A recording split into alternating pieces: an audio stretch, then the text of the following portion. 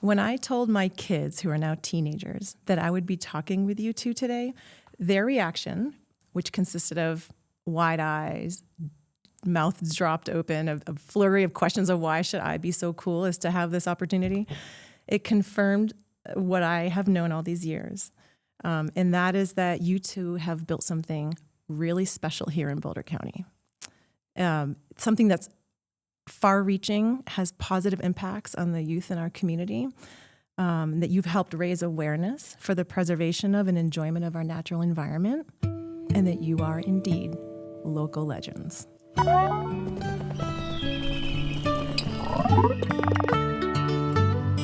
Jeff and Paige, thank you so much for joining me for today's episode of Boulder County's Parks and Open Space podcast, Voices of Open Space.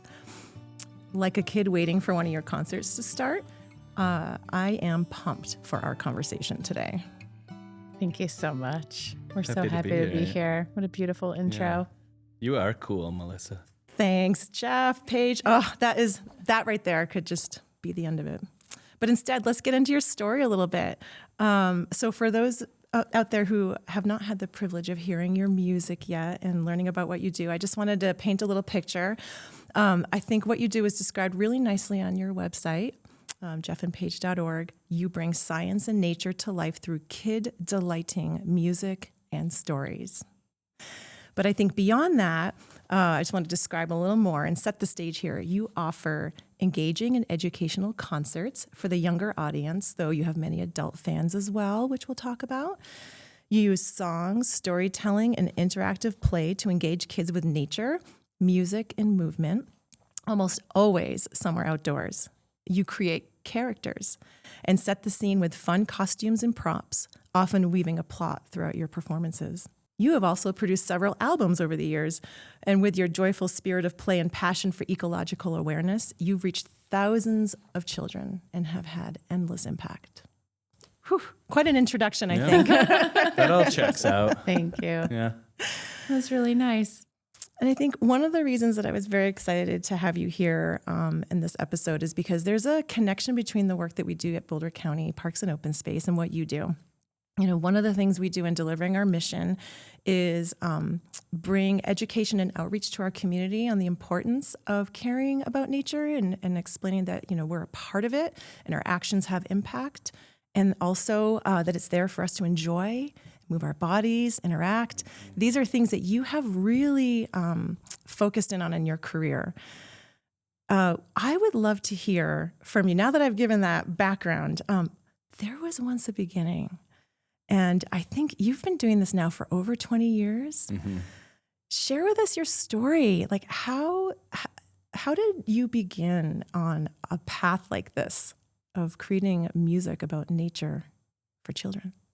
So, like many folks who are passionate about the environment or social justice or any of the, at times, overwhelming issues that we face here on planet Earth, Jeff and I were both, through our own separate journeys, in some measure of despair about what's happening in the world.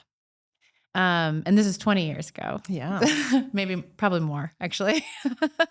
And we met in graduate school where we were studying a lot of those issues. Our graduate program was, our graduate degrees are in environmental education. And in the throes of that despair, we found each other, and we found that we wanted to tell a different story. And that's how we started making music about nature and science, because despair leads us nowhere. And recently Jane Goodall passed, and I believe that's one of the things that she left as her legacy, is that we have to give children hope. And when we just talk about all the problems and we get really serious about everything, there's no hope and there's nowhere to go. And that's my answer to how we started. I like that. That's beautiful, Paige. Yeah, I haven't heard you talk about that slant on things. I like really? that. Yeah, that's a beginning. I've told it so many times, but I should pay more attention to you. You should, darling. We're married. Yes, Yes. let's make sure the audience knows that Let's connection. get that That'll out help. of the way right away. And we love bringing that to light in our shows as well. But yeah, I think for both of us, music and storytelling, costumes and characters have been a way to put some of these things that we feel really passionately about into a form that makes sense, not just to kids, but grown-ups and to us. And there's joy, there's no shame. Will you speak to that idea of how a character can... Sure. Okay, so we're both trained in environmental education. I could stand up and do a lesson for grown-ups or for first graders on decomposition. I could talk about vermicomposting. I could talk about carbon cycles and nitrogen. But if I do that dressed up like a dead tree covered in Velcro creepy crawlies with a big mushroom hat, and I'm talking about it from a first-person perspective, we can often embody it in a different way. We can bring out some goofy, some silly, but also some actual messaging in a way that feels different than a teacher presenting. It's like sharing of a story. And so, I don't know, I'll pause there. I feel like I didn't answer at all the question. You kind of did, but you got into the details of it. We find that teaching children and their adults through embodying the first person perspective of the creatures that we're teaching about offers this very different perspective than standing up there and wagging a finger and saying, do this and don't do that. Because what we're asking them to do is, there's a bit of a model we use, which is inviting children to become the thing with us. So that's where our kinesthetic movement and teaching comes in as well. Let's get into this. You want to do it? So I want to talk a little more about that, the anatomy of your songs and your performances. I really like what you've hit upon, and I want to just take a minute though and just say that what you said resonated very deeply with me, because something that I think everybody needs to know is that I was absolutely, my kids were Jeff and Paige and are still Jeff and Paige fans, as I described in the beginning. I met you all before I had children. It was actually over 20 years ago. Wow. My background, even though right now I work in land conservation at Parks and Open Space, my background's also in environmental education. And I first met you, Jeff, first at Thorn Nature Experience, where I was on the board, and you were teaching. And I remember we were at an event where you played, and I remember my head just whipped around with like, wow, what is this? What does this human have to share with us here? It was so powerful, so amazing to hear what you had to share. And then the more I got to hear you, and then Paige, I was just really riveted by the messaging, and then my kids' response to it once they hit those. I think you once told me it was right around the age of 6 or 7 or something, that sometimes, or maybe it's earlier, I'm trying to remember, my kids like lit up to your music. It was always on in our car. And I think what you just described is absolutely true, where it's approachable. It's allows us to approach very difficult subjects, like your album that talks about solving climate change, with levity, realism, some excitement, and hope, like you say. So Well stated. Yes, well, I've really enjoyed being a part of that journey from that perspective over the years, and seeing the impact it's had on my children and on me even as an adult. So let's talk about some of your songs, because they're so complex, really, in that you're able to weave together fun stories, incredible facts about nature that I listened to your newer album. Is it Hey Alice? It is. I continue to learn things I didn't know. Plus some of these these concepts of stewardship and ecological conception, and concepts of how we can become more responsible stewards of the earth. So I also noticed some of your songs actually have like human element factors, like the one in your recent album, People Fall Down. One of our weirdest songs ever that teaches about the idea of gravity through people falling down in ridiculous situations. Actually, it's one of my favorites. It's a sleeper hit. Nice. Oh, I picked it up. Yeah. So this would be a great place to maybe hear a little bit of that. Yeah, let's take a minute and hear some from the song People Fall Down. Ooh, Ooh, whoa! Oh, ouch! I fell down, tripped over a tree root. Don't worry, I'm fine. Just a little embarrassed. Paige, you don't have to be embarrassed because it's just gravity.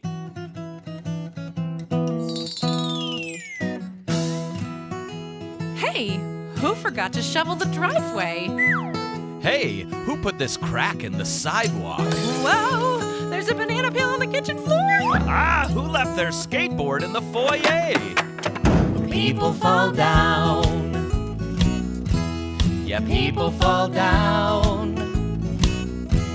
Yeah, people fall down, but then they get up. They're standing around until they've had enough. Resting their feet, whoops, they slip off their seat. People fall down. Yeah, people fall down. Gravity pulls them to the ground. That's when people fall down. What are some of the songs that have had impacts to your young community listeners that have surprised you, maybe? Ooh, that's an excellent question. I think every time I hear, like, I love hearing what kids' favorite songs are. And there's a few songs that we don't perform live that kids say that they love and they love listening to at home, like Dead and Delicious, for instance.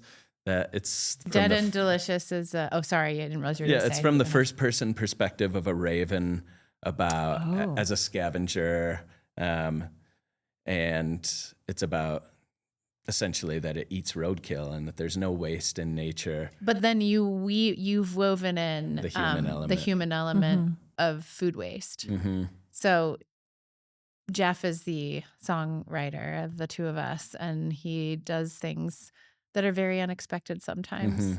But I think it's such an incredible and beautiful connection between that in nature there is no waste and that we are, quote unquote, wasting how much? Enough food to fill the Rose Bowl every day? Something like that. It's in the song. You can listen. But that's a good fact. I you don't recall. don't even remember. Well, that's a one that you find surprising. Yeah, I that find kids that like. surprising. Any that come to mind for you? I'm really bad at remembering our songs. Yeah. Okay. Well, then let's do, you just, what I really like to hear about and something you just touched upon, tell us a little bit about your creative process. I mean, these are not just poems. These are songs with complex stories and facts, and they're beautiful. Like, I mean, they're catchy as heck. You know, you get them in your head, then you're going to sing them everywhere. Tell us about your creative process. You know, how do you come up with these songs? Well, even to touch back on your initial question, which I kind of didn't answer, neither of us have, we didn't set out to become children's performers. It's not something we've studied. I never studied songwriting, so this has been a very organic career that has just unfolded naturally, one step at a time, 1 year at a time, one show at a time. We're now over 2,000 live events. Wowzer. But and in terms of the creative process, and I'll keep it brief, it's changed a lot since the early years when I had no children and I was hiking a lot, and I would, experience something along the way. I'd see, a little pattern in the bark, and I wonder what that would be an interesting song. I'd like to write about the beetle that made that, and then go home and do the research. I feel like now, since becoming a parent, I don't have as much time for those long rambles in nature. And but I will still kind of give myself little assignments. Then I will do the research, and I'll have a notebook with 4 pages, and then start plugging them into a verse and crossing them out. But usually I will come up with a catchy hook first, and then be like, okay, that's the part we're going to come back to. Now I want to weave in a bunch of scientific data. And I often find, I don't think I've ever said this before, when I get stuck on a rhyme or I'm trying to fit too many syllables into a rhyme, that is when the best part of the song comes out. Like the tricky part that requires more time and thought becomes my favorite part of a song. Can you give us an example? One of our favorite songs to play and most requested is called the Bobcat Walk. And when I first wrote that song, I realized, I didn't really put in any aspects of the food web, the different roles that creatures in the ecosystem play, including the bobcat. And I couldn't fit it into the existing structure of the song. And so we came up with this little intro part at the beginning. And let's give it a play right now. Sounds good. Okay. Awesome. Oh, look, a guitar.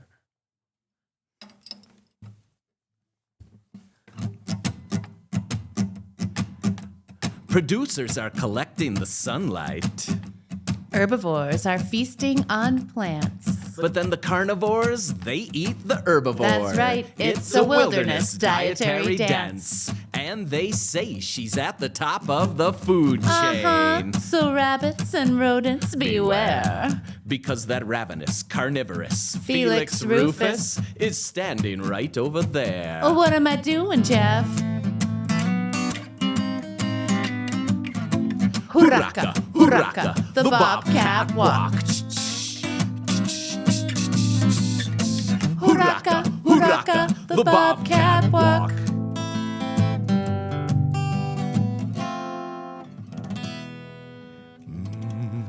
Ooh, I am so glad you chose that song because that is such a great example of not just what you were talking about, but also how beautiful your music is. You said you had an environmental education background. Tell me about your musical experience, training, exposure growing up. I'm really curious to know how that developed. Well, you mentioned earlier that you didn't have musical training. Yeah. So Jeff taught himself to play the guitar with a Beatles songbook on the Appalachian Trail. Oh my gosh. Essentially, did I get that right? I'll take That's that. close. Did you hike with a guitar? Yes, I went on a section of the Appalachian Trail after my sophomore year of college with a ukulele and two other friends, one with a mandolin and one with a little backpacker guitar. And we kind of learned along the way. Yeah, but I would add that you, Jeff, he's just an incredible musician and has Absolutely. a natural ability to pick up many instruments and play. Thanks, Paige. Yeah, well, you're welcome. And I don't think everyone has that. And I'm one of those people.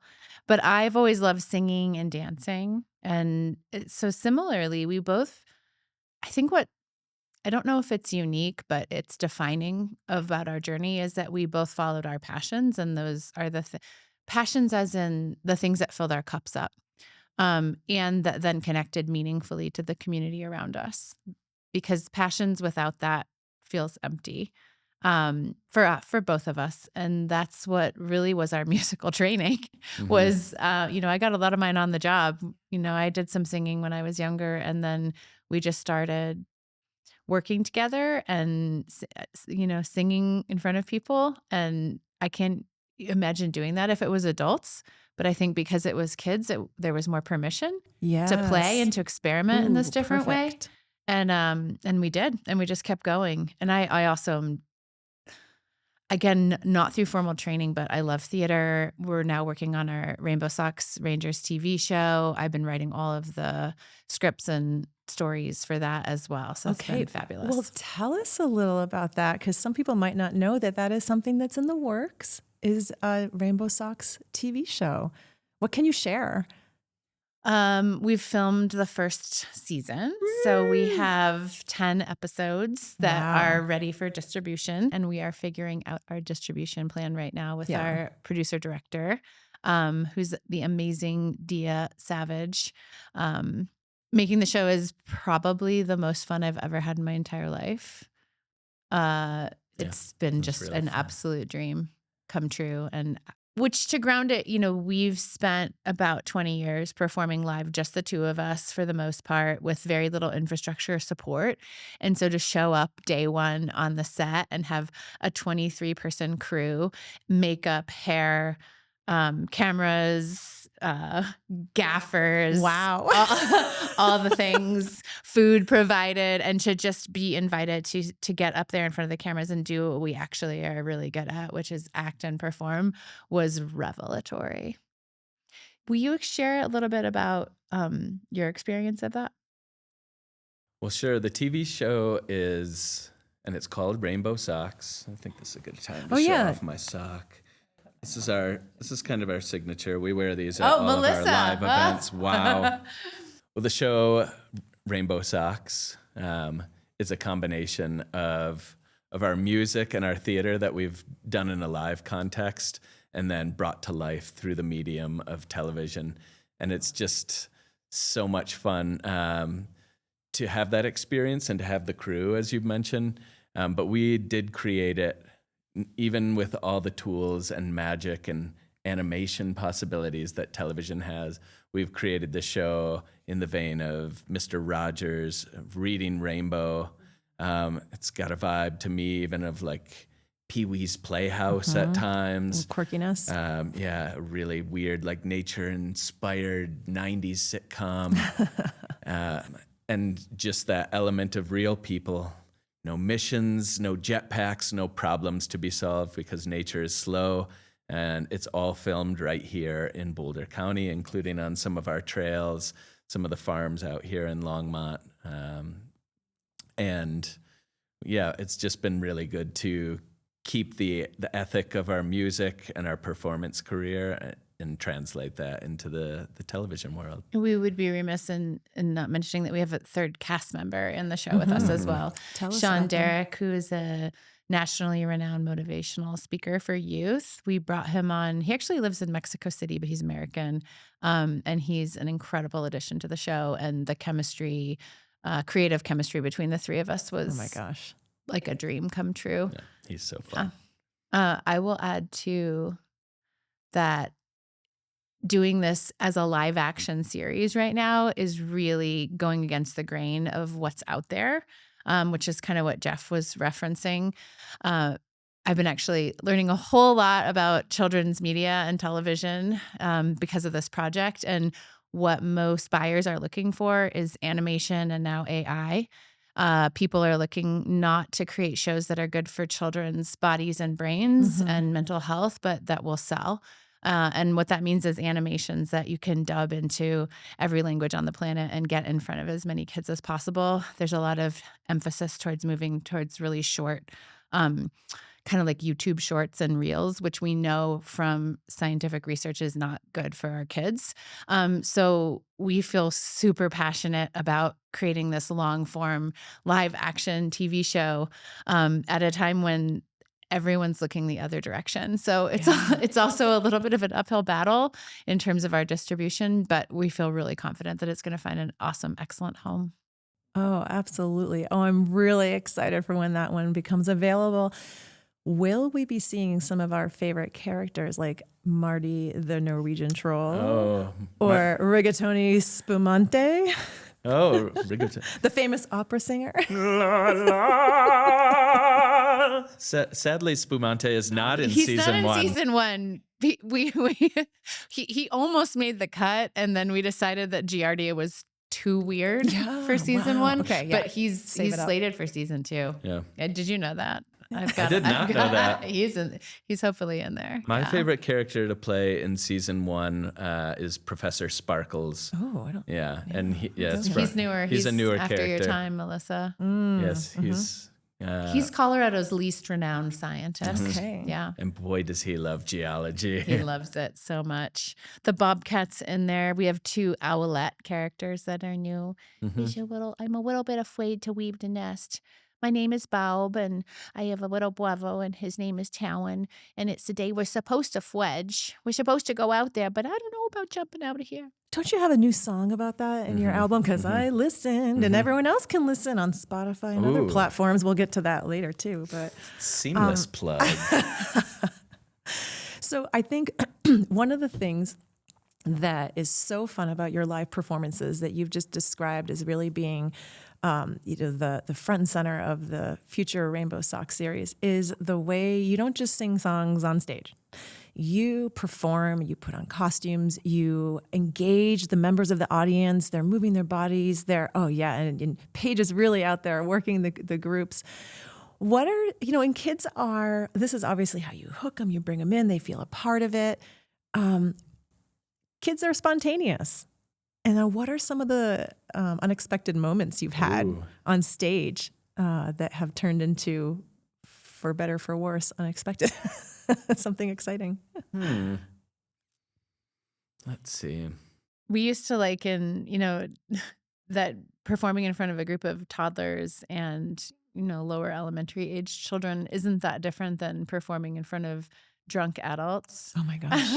Yeah. They lack filters and yell things out. And if they don't like what you're doing, they're going to let you know. Or walk off. Yeah, exactly. Or They just try leave. to touch the knobs. Or get disinterested.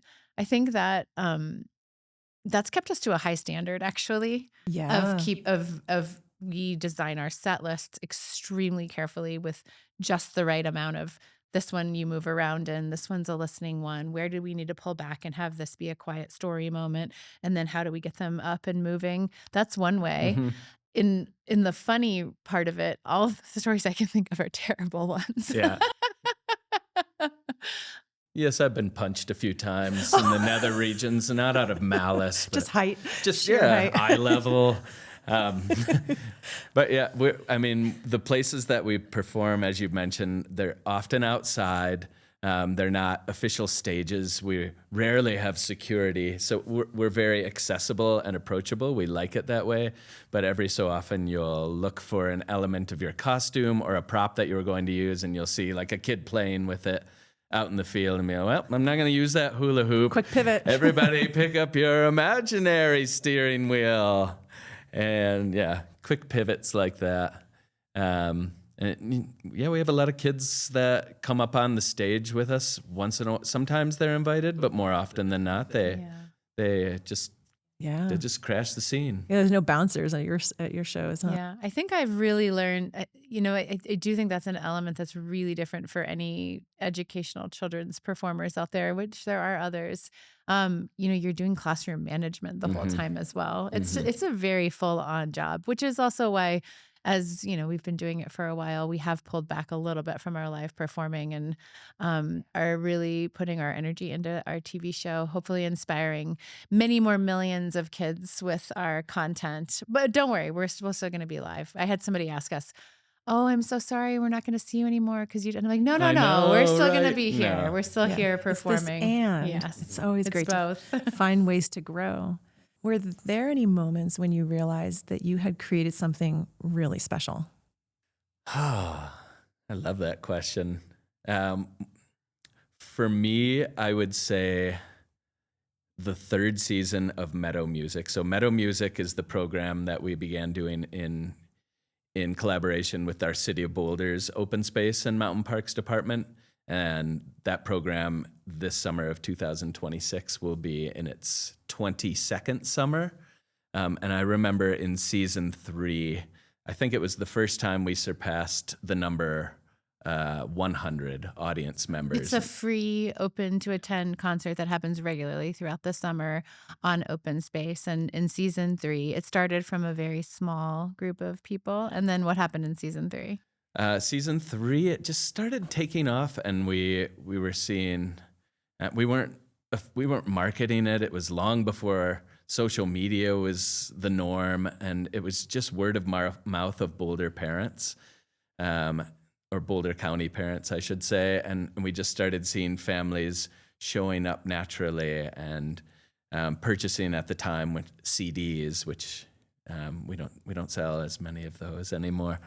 They're coming back, baby. Yeah. Yeah, and just being like, oh my goodness, like people, I just remember having a feeling of like, oh, we've hit on something. I don't really know what this is, but it feels beautiful. It feels right. It honors my commitment to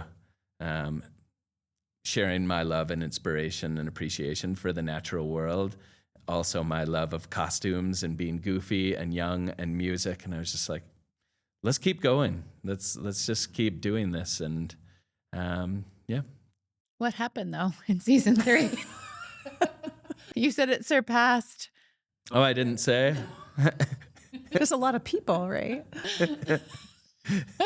It surpassed me in a running race. The thing was very fleet of foot. Okay. I think there was this idea of like when it passed 100 attendees at a concert, and this was before we were permitted to have amplification too. So I believe during that concert, I was attempting to address the audience through a large garden cone purchased from McGuckin's. Oh my gosh. Which was quickly cast aside as odd.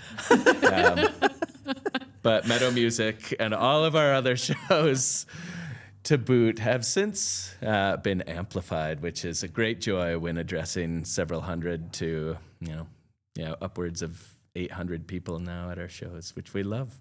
I want to add when it was you asked that question.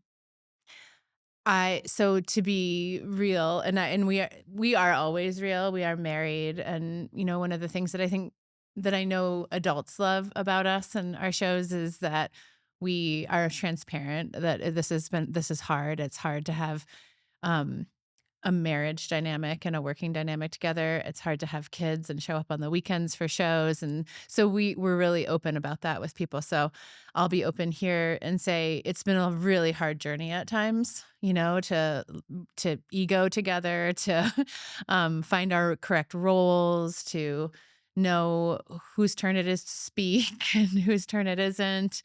And there were a lot of moments along the way of wanting to quit. And frustration and upset from both of us. And every time I would check in with my heart, like, is it time? Is it just time? Is this the end? Do I need to move on? It was just like this quiet, nope, stay. Nope, stay.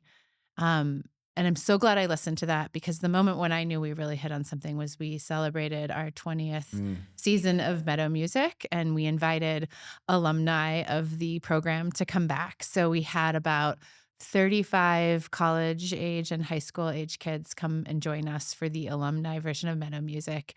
And I was floored. Oh, It was so beautiful.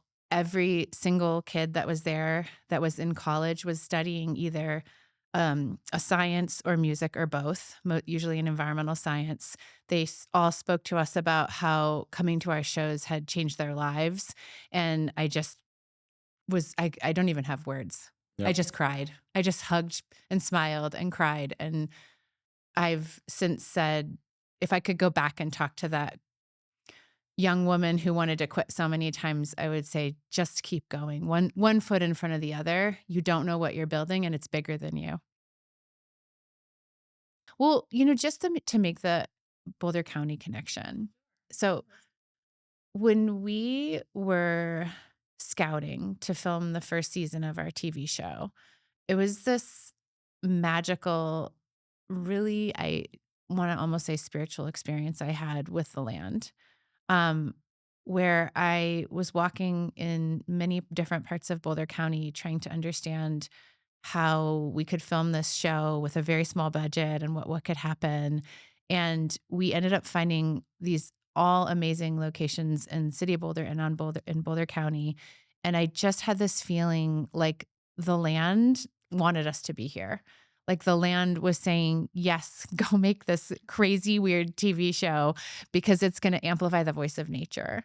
And I've wanted to share that with you as a representative of Boulder County open space and parks, because it's just so important that we have this space to enjoy, but also to give it a voice.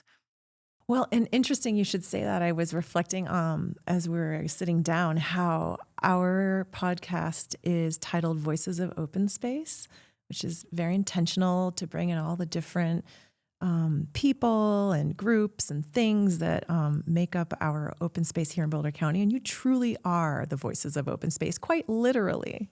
I thought that was really fun. And how great that you also do so much of your work out there on that land, pulling people out onto the trails and out into the beautiful open spaces so they can recognize that that's also there and accessible to them to go and explore. I know that's a really important part of what you do as well, drawing people out to say, get out, move your bodies, We're hiking. We're hiking somos. Exploradores somos. Exploradores. And I was so excited to hear you start to fold so much Spanish into your music. Tell me a little bit about that. Yes, we do incorporate Spanish into all our performances now, our albums as well. And it was just our way of, being inclusive and accurately reflecting the population of Boulder County. And it's been so much fun to see which families come up and say, thank you so much for including that in your concert. That was wonderful. My children really responded to that. Especially in the public schools, Yeah. that was a lot of where the decision started to come in. We perform at a lot of bilingual schools, and we wanted to include Spanish. And you can just see the kids who are Spanish speaking in particular's faces light up with joy when they see us using their language. It makes us really happy. Yeah. Well, this is the perfect time for me to bring this out. Oh, what do you have? So I used to work at Yosemite Institute, which is now called Nature Bridge. It's where I did a lot of my environmental education. And you all made me think of this very coveted, you can see it's beaten up, picture we would get when we left. And I taught there for over 4 years. And everybody who left would receive one of these from Pete Devine, our teacher mentor at the time, who now lives in Colorado. And everybody would just keep really quiet, a secret, what was on the back. You won't know until you leave. And it was kind of this moment of like, well, I don't want to leave, but I want to know what's on the back. And then when you finally were given one of these, it was this moment of just like, oh, that's the message. And you just described it. Because I think that education is so important, and that's understating it as what you've just described. What you do is fun, it's catchy, it's a great way to also weave in education, but it's more than that. It's helping our future understand the importance of environmental awareness and care, care for each other, care for protection and exploration of open spaces. I mean, it is a big concept that you've taken on to teach. So what good old Pete would have to say to all of us, and that I would say to you here, there will never come an end to the good that you have done. Many, many thanks for everything. Oh, You got me, Melissa. yeah. Pete Devine, if you're out there, my wife. That's It is really, I think just in the times that we're in, that message is more important than ever. And we've said that so many times before in our history, and I mean it every time I say it. It's more important than ever to keep going, to keep putting one foot in front of the other when it's something that you love and care for. And for us, teaching kids to love and care for the earth and for each other and for our community, I can't think of a better way to have spent my last however many years we've been doing this. 22. well, and I can speak as a parent in the community about that far-reaching impact and that impact that you've had on my children, my family, and even today as my children are now learning to drive and they remember your song, Share the Road, or they talk about turning out the lights when you leave the room, or how to do the math around thunder, the importance of keeping climate change in mind and the impact we can have there to rectify things. It's far-reaching, Jeff and Paige. And so thank you for being part of our village and for helping us to fulfill this mission I think we all have to have our kids learn and care about our natural environment. How can people connect with you and support the work that you do? That's a lovely question. I'll start by saying that we operate under the nonprofit organization Rainbow Socks, and we do fundraise all year round to support our live programming, and we've also had to do a fair amount of fundraising to get this first season of our television show off the ground. So we have a Jeff and Paige membership. It started during COVID, and it's now become more of like almost a sustaining membership, a fan club. And we also fundraise all year round both in terms of grants and individual donations to support the work that we do. Do you want to add anything else to that? So a way that you could support would be to make a one-time or sustaining donation through Rainbow Socks. That's a financial support. But other ways to connect with us and support us to listen. Listen to our music. It's all out there. We don't get to sell many CDs anymore, and we want you to listen. Listen on all the different streaming platforms, and watch our videos, and share it with friends, and write to us and tell us what you thought and if you liked it, and if you have ideas for other songs, engage with us. We're also on all the social media channels, but more so than anything, listen and enjoy it, because we're putting it out there over and over again. Mm-hmm. And bring your little people to a show, especially if you're in Boulder County, because that's usually where we are. Thank you so much for joining me today and sharing more about your story. It's been a pleasure, Melissa. Yeah. Thanks for having us. Thank you, Melissa. Thanks for watching out there. We actually have a really fun and important way that we end our TV show. Would you be okay if giving it a try? I would love to hear that. And then after that, we could also just send everybody out with a song. Yes. Let's do it. So we do nature and education. So a lot of times people ask us, well, how are you making a TV show? I'm not going to go into a long answer of that, but I think this ending of our show answers some of that question. So every episode ends this way. Now it's time to end. Feel your feet on the floor. Sit up straight with your head to the sky. Take a deep breath in. Let it go. Now turn off this show. There's so much to explore. Beautifully said. So this song is called Summer Canyon, and it's on our newest album, Hey Alice.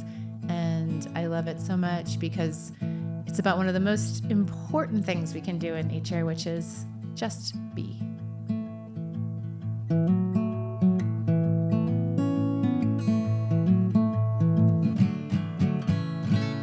In the canyon, In the mountains, in the summer rain coming down, it's a trickle, it's a deluge. it's amazing life all around. All the frogs are Making babies. all the streams are swollen with snow. Smell the xylem, Feel the flow. all of life contained in that flow. The rain slows, I get low so I can practically hear the roots sinking. I feel the squish of the soil and the sweat on my lip. And I'm thinking that the very same water we've been drinking has been up in the clouds, out through the leaves to my bloodstream. It's all linking together for me. I see, yeah, nature connects us, yeah, nature corrects us, yeah, nature directs us, yeah. And nature respects us. I'll do the same in return by sitting for a moment right here, right here. I'm here, rooted in the canyon, right here, right here, right here. Thank you so much for that most perfect send-off. For all the listeners, remember to also get outside, explore, enjoy. Thank you so much for sharing that song with us. And thanks for being here today.